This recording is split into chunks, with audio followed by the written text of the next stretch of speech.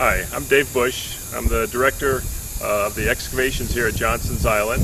I'm also a professor of anthropology at Heidelberg College and director of the Center for Historic and Military Archaeology. We're here today just to introduce you to Johnson's Island a little bit.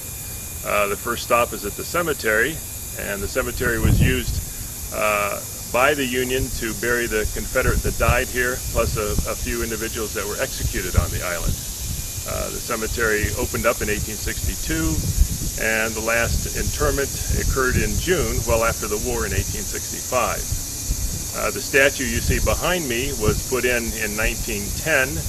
It's a statue by Moses Ezekiel. He was a Confederate soldier who served in the war, served for the South, and then became an artisan and prepared lots of sculptures for placement in various cemeteries and parks and things in the United States and in Europe as well. So he's a fairly famous sculptor that we're glad to have represented here. The tombstones that you'll be seeing are tombstones that were put in 1890 by Georgia businessmen. They came up in the late 1880s and saw the deplorable state of the cemetery, and with other groups like United Daughters of the Confederacy, they decided to try to repair the cemetery. At that time, it wasn't being managed by the federal government. It was locally owned. Mr. Johnson and his heirs owned the cemetery, and these businessmen decided to at least try to make it more representable. So they replaced all the wooden headboards that were here that were deteriorating, and they put in marble tombstones in 1890. And then the federal government obtained ownership of this in the 1930s. The United Daughters of the Confederacy bought this land, just about 1 acre, in I think it was about 1905. I think they bought the land, and then after that, they eventually donated it to the federal government, who started to take care of many of the Confederate cemeteries that were in existence that weren't under federal control at that time. When I bring groups to the island that have never been here before, I use the cemetery as a way of introducing how anthropologists think about land and think about human patterning. And of course, the cemetery didn't occur naturally. It occurred through lots of human intervention over the last 140 years or so. The gate you see behind me was not the original gate to the cemetery. The original gate was to the south, which is on that side of the cemetery, and there was a wooden fence around the cemetery at that time.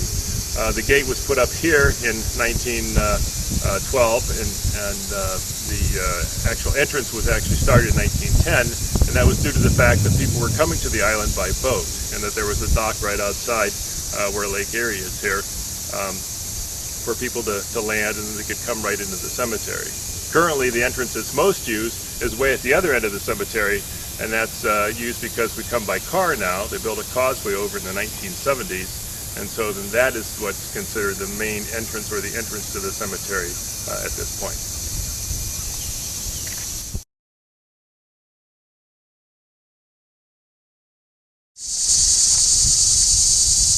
One of the patterns that we see a lot here at the cemetery are the number of unknown tombstones that exist. And when I bring groups out, I like to get them to hypothesize on why there are so many unknown stones here.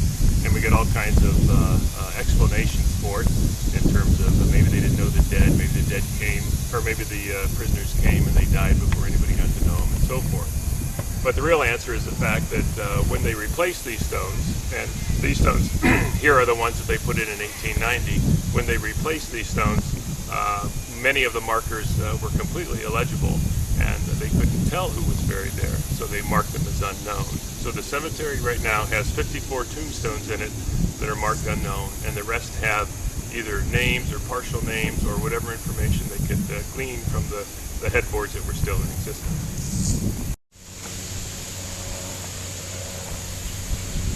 William Peel came to Johnson's Island after the Battle of Gettysburg, and he's from the 11th Mississippi, and it took him almost a month to get here. He's one of the individuals who came by train part of the way, of course by boat from Sandusky over to the island, but had to walk quite a bit of the distance as well. Peel wrote a wonderful diary of his experiences here at Johnson's Island, and it's now a published diary. Peel died in February 17th of 1865 of pneumonia, and he was 27 years old. And he pretty much is typical of a lot of the individuals that are buried in here. They're younger soldiers, all officers, because it was a Confederate prison, and were at the prime of their lives, and many of them wrote letters and diaries and different materials that we do have access to.